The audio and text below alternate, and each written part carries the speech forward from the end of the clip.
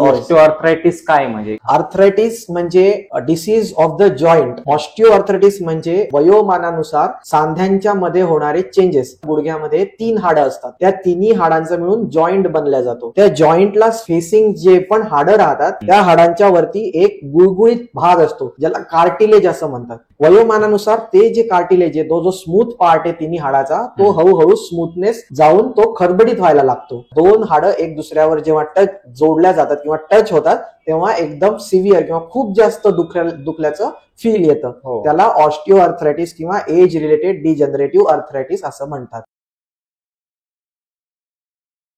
Knee joint मध्ये mainly 3 हाडं असतात गुडघ्यामध्ये. एक असतं फिमर, ते म्हणजे मांडीचं हाड. एक असतं टिबिया म्हणजे पायाचं हाड. आणि एक असतं पटेला म्हणजे गुडघ्याची वाटी. तर या 3 हाडांचा मिळून एक गुडघा बनतो, म्हणजे एक नी जॉइंट बनतो. या जॉइंट मध्ये मेनली 4 मेजर लिगामेंट राहतात. लिगामेंटचा अर्थ 2 हाडांना जोडणाऱ्या दोऱ्या, जेणेकरून 2 हाडं एक दुसऱ्यापासून दूर नाही गेले पाहिजे यासाठी 2 हाडांना दोरींनी जोडलेलं असतं. तर त्या ज्या दोऱ्या असतात त्यांना लिगामेंट म्हणतात मेडिकल लँग्वेज मध्ये. सो आपल्या पायाच्या गुडघ्यामध्ये मेनली 4 मेजर लिगामेंट राहतात. Anterior cruciate ligament, posterior cruciate ligament, medial collateral ligament आणि लॅटरल कोलॅटरल लिगामेंट. सो या 4 लिगामेंट, या 4 दोऱ्यांमुळे आपला गुडघा सटकू शकत नाही, तो स्टेबल राहतो. आणि तेच मेन काम असतं या लिगामेंट्सचं. सो हे लिगामेंट आणि हे हाडं हे सोडून अजून 2 गाद्या असतात, कुशन. आपण कुशन म्हणू शकतो त्यालाच मेडिकल टर्म मध्ये मेनिस्कस म्हणतात. मेनिस्कस. सो त्या कुशनचं काम हे असतं की जेव्हा आपण जम्पिंग, रनिंग, वॉकिंग करतो त्यावेळेस जो शॉक भेटतो, जे व्हायब्रेशन्स भेटतात गुडघ्यामध्ये, ते पूर्ण बॉडीमध्ये वरती ट्रान्समिट नाही झाले पाहिजे. सो मध्ये त्यासाठी इन्सुलेटिंग कुशन असतं. त्या कुशन शॉक ऍब्झॉर्ब करतं. सो त्या कुशनला आम्ही मेनिस्कस असं म्हणतो. सो नी जॉइंट मध्ये टोटल 3 हाडं, 4 लिगामेंट आणि 2 कुशन या मेन गोष्टी राहतात. ऑस्टिओआर्थरायटिस काय म्हणजे, कशामुळे होतं, काय तुम्ही थोडं डिटेल मध्ये सांगू शकाल? येस. आर्थरायटिस म्हणजे disease of the joint. Arthritis म्हणजे एखाद्या सांध्याला होणारा जो पण आजार आहे त्याला आर्थरायटिस असं म्हणतात. ऑस्टिओआर्थरायटिस म्हणजे वयोमानानुसार सांध्यांच्या मध्ये होणारे चेंजेस. यामध्ये मी जसं सांगितलं, गुडघ्यामध्ये 3 हाडं असतात, त्या तिन्ही हाडांचा मिळून जॉइंट बनला जातो. त्या जॉइंटला फेसिंग जे पण हाडं राहतात त्या हाडांच्या वरती एक गुळगुळीत भाग असतो ज्याला कार्टिलेज असं म्हणतात. आपल्या भाषेत सांगायचं तर लाकडाच्या वरती आपण जो सनमायका लावतो जेणेकरून लाकूड हाताला लागलं नाही पाहिजे, तर तो जो गुळगुळीत सनमायका किंवा लॅमिनेशन असतं तो पार्ट गुडघ्याच्या मध्ये, त्याच पार्टला कार्टिलेज असं म्हणतात. वयोमानानुसार ते जे कार्टिलेज आहे, तो जो स्मूथ पार्ट आहे तिन्ही हाडाचा, तो हळूहळू स्मूथनेस जाऊन तो खरबडीत व्हायला लागतो. आणि तो खरबडीत झाल्याच्या नंतर 2 हाडं एक दुसऱ्यावर जेव्हा जोडल्या जातात किंवा टच होतात तेव्हा एकदम सिव्हिअर किंवा खूप जास्त दुखल्याचं फील येतं. त्याला ऑस्टिओआर्थरायटिस किंवा एज रिलेटेड डिजनरेटिव्ह आर्थरायटिस असं म्हणतात.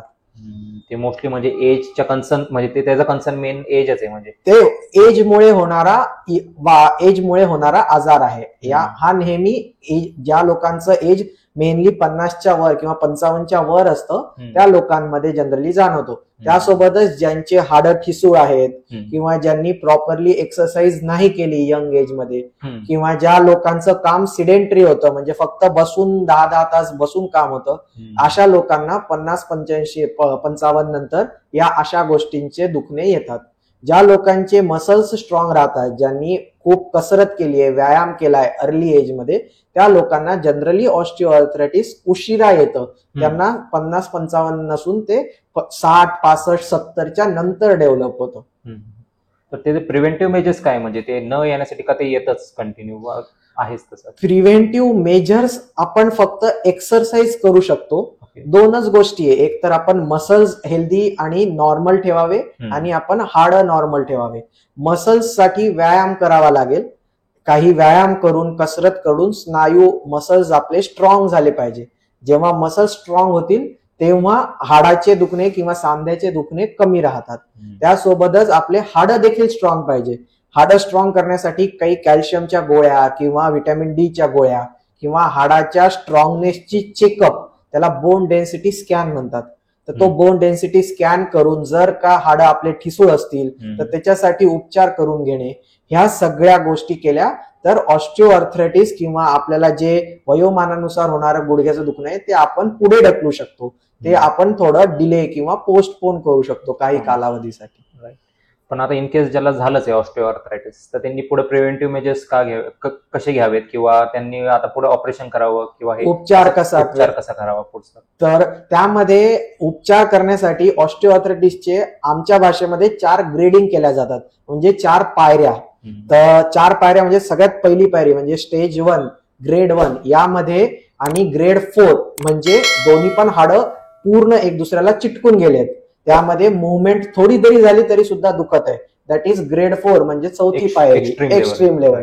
तर असे 4 मध्ये ते डिवाइड केल्यानंतर ज्या पहिल्या 2 लेवल्स आहेत, पहिल्या 2 ग्रेड्स आहेत, त्यामध्ये जनरली काही गोळ्या, नंतर काही एक्सरसाइज, काही स्नायू किंवा मसल्सचे काही व्यायाम, हाडं मजबूत करण्यासाठीचे काही उपचार, ह्या सगळ्या केल्यानंतर आणि काही गोष्टी अवॉइड करणं, जसं खाली मांडी घालून बसणं टाळावं, पायऱ्यावर खाली करणं टाळावं, इंडियन टॉयलेटचा वापर कमीत कमी करावा, चेअर किंवा कमोडचा जास्तीत जास्त वापर करावा. या 3 गोष्टी जर का पाळल्या, त्यांचे जर का सांगितल्याप्रमाणे या 3 गोष्टी पूर्णपणे थांबवल्या आणि काही गोळ्या आणि काही एक्सरसाइज केल्या तर ऑस्टिओआर्थरायटिसचं दुखणं आपण कमी करू शकतो किंवा त्याचं जे दुखणं आहे ते आपण पुढे ढकलू शकतो. हे फक्त ग्रेड 1 आणि ग्रेड 2 साठी. जनरली ग्रेड 4 आर्थरायटिस ज्याच्यामध्ये सांधा पूर्णच खराब झालाय, अशा टाईपच्या आर्थरायटिस मध्ये आपल्याला सर्जरी शिवाय पर्याय नसतो. त्याचा अर्थ की देवाने दिलेला गुडघा पूर्ण खराब झालाय, सो आपल्याला तो नवीन आर्टिफिशियल गुडघा त्यामध्ये टाकावा लागेल. त्यामध्ये मेटलचा गुडघा असतो आणि मध्ये प्लास्टिक असतं एक, तर ते प्लास्टिक आणि मेटल याचा मिळून तो आर्टिफिशियल गुडघा बनतो, आर्टिफिशियल नी जॉईंट. आणि तो आम्ही लोकांच्या किंवा पेशंटच्या गुडघ्यामध्ये इन्सर्ट करतो, त्या पेशंटच्या गुडघ्यामध्ये चिटकवतो आणि त्यानंतर त्यांचं दुखणं पूर्णपणे चाललं जातं.